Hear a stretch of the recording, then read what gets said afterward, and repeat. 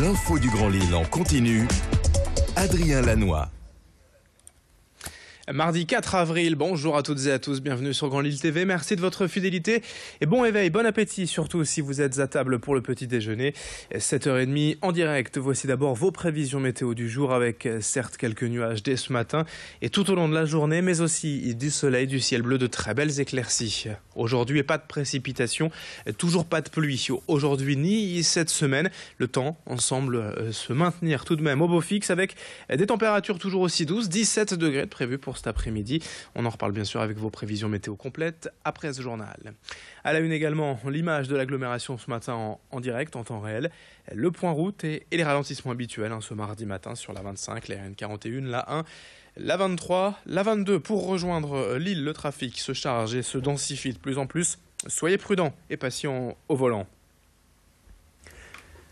Et dans l'actualité du Grand Lille, tout d'abord la mobilisation des agriculteurs nordistes contre la recrudescence des rodéos sauvages de motos dans leurs champs. Il y a quelques jours, un cultivateur et élu du conseil municipal de Delémont s'est fait agresser en voulant mettre fin à l'un de ces rodéos. Il est violemment tombé sur le sol, a eu le crâne fracturé, un déplacement de la mâchoire et plus d'une heure et demie de coma. Après ce triste événement, les agriculteurs ont manifesté leur colère la semaine dernière à Lille et demandent désormais une réaction judiciaire à la hauteur de cette violence. Ils demandent également au pouvoir public de réagir. Ils ne veulent plus se laisser faire. On écoute le maire de Delémont, rencontré par Vincent Vieillard. Il y en a qui en ont par-dessus la tête et aujourd'hui, ils prennent le fusil dans la cabine. Alors là, c'est ça aussi notre démarche vendredi dernier, c'est qu'on a quand même expliqué ça au procureur et au monsieur le préfet. C'est que pour leur dire, voilà, la balle est dans votre camp. Aujourd'hui, s'il arrive un jour quelque chose, vous êtes à moitié avertis, quoi. Vous êtes, voilà. J'ai peur qu'un jour, il va se passer quelque chose de plus sérieux encore et jusqu'au coup de pétard. Et ça, je voudrais pas, quoi. Et concernant cet élu du conseil municipal de Delémont agressé et blessé, son agresseur a été identifié et un procès devrait se tenir d'ici quelques semaines. Mais l'élu en question pourrait tout de même conserver des séquelles de cette violence. Autre image aujourd'hui dans l'actualité à 6 jours de la 115e édition de Paris-Roubaix ce dimanche. L'organisateur était en reconnaissance du parcours hier matin. Le rendez-vous avait été donné dans la Trouée d'Arambert, le plus célèbre des secteurs pavés. Un lieu mythique de la course toujours aussi populaire mais aussi craint des coureurs. Un lieu qu'il faut également entretenir et préserver.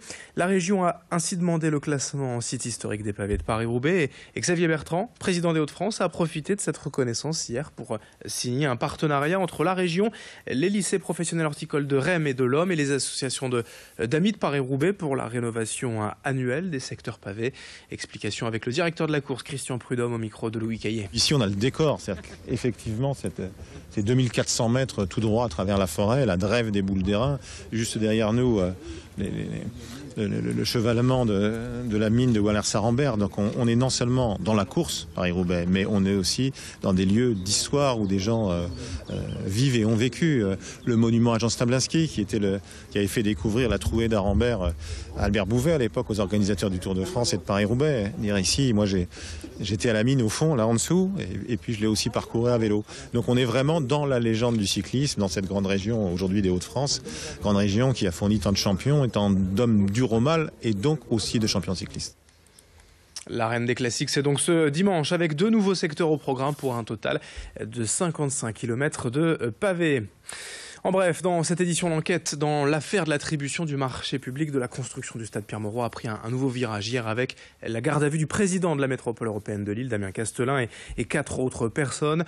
L'élu communautaire est notamment visé pour des faits de corruption et de trafic d'influence. Ces gardes à vue devraient se poursuivre aujourd'hui en journée et pourraient aboutir à une ou plusieurs mises en examen. À Tourcoing, hier midi, un lycéen de 17 ans est décédé après avoir été fauché par une voiture dont le conducteur a pris la fuite. Le drame s'est produit à l'angle de la rue d'Austerlitz et de celle du petit village. Le conducteur en fuite qui, selon les témoins, roulait à vive allure est activement recherché. Quant au jeune garçon, il était scolarisé au lycée du Sacré-Cœur où l'émotion était vive hier après-midi à l'annonce de l'accident. Des cellules psychologiques de soutien ont d'ailleurs été mises en place. Dans le reste de cette édition, on enchaîne avec ces images d'un chantier innovant à Lambersart. L'école Jeanne d'Arc va faire construire ces prochaines semaines une centrale photovoltaïque sur les toits de la cour d'honneur. Des panneaux solaires pour fournir 75% des besoins en électricité et même jusqu'à 100% une fois que l'éclairage de l'école sera entièrement en ampoule basse consommation. L'école s'est associée aux producteurs d'électricité Équateur pour revendre les surplus de production, mais l'intérêt, c'est surtout d'économiser près de 3 000 € par an d'électricité, tout en sensibilisant les enfants aux énergies renouvelables. Le coût des travaux est de 43 000 €, financé en partie par la MEL et la ville de Lambersart.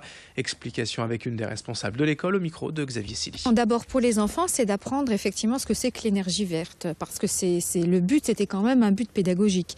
Donc de travailler avec EDF aussi, avec des ateliers, et puis aussi des panneaux en fait qui vont expliquer aux enfants notre consommation et notre production. Donc voilà, et donc c'était surtout ça aussi, et puis aussi effectivement un coût financier aussi qui va permettre effectivement de développer d'autres possibilités et d'autres projets aussi. Et puis pour finir ce journal, ces images du concours régional du meilleur apprenti coiffeur de France. C'était hier à Lille, à l'école de coiffure Alfred Mérès. 5 jeunes de la région étaient en lice, avec pour chacun des épreuves allant de la technique simple à des créations originales. Un événement en sous l'œil du meilleur ouvrier de France en 76 dans la catégorie coiffure, Jacques Hubert. Mais ce rendez-vous n'est pas qu'un simple concours, c'est aussi l'emblème de la qualité du métier, l'occasion de mettre en lumière des talents exceptionnels. Présentation au micro de Xavier Silly.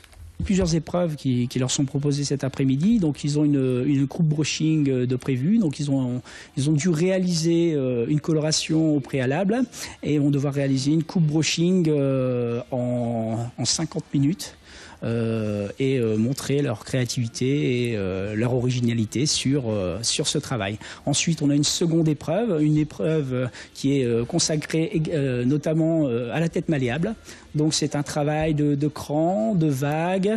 On a la possibilité de faire également du canage, pas mal de techniques, et ils vont pouvoir travailler cet aspect technique de la coiffure. Et puis pour finir, un peu de sport avec d'abord du football. Quart de finale de Coupe de France ce soir, le LOSC fait face au leader du championnat, à Monaco. Il y aura fort à faire sur le Rocher pour espérer une place en demi-finale. Une belle affiche tout de même pour le club lillois, les joueurs et les supporters. Monaco-Lille ce soir 21h en Coupe de France. Et puis du basket aussi ce soir à Lille en Pro B. Le LMBC accueille Saint-Chamond au Palais Saint-Sauveur à 20h30. Fin de cette édition, 7h37 en ce mardi 4 avril. La suite, météo et trafic dans un instant.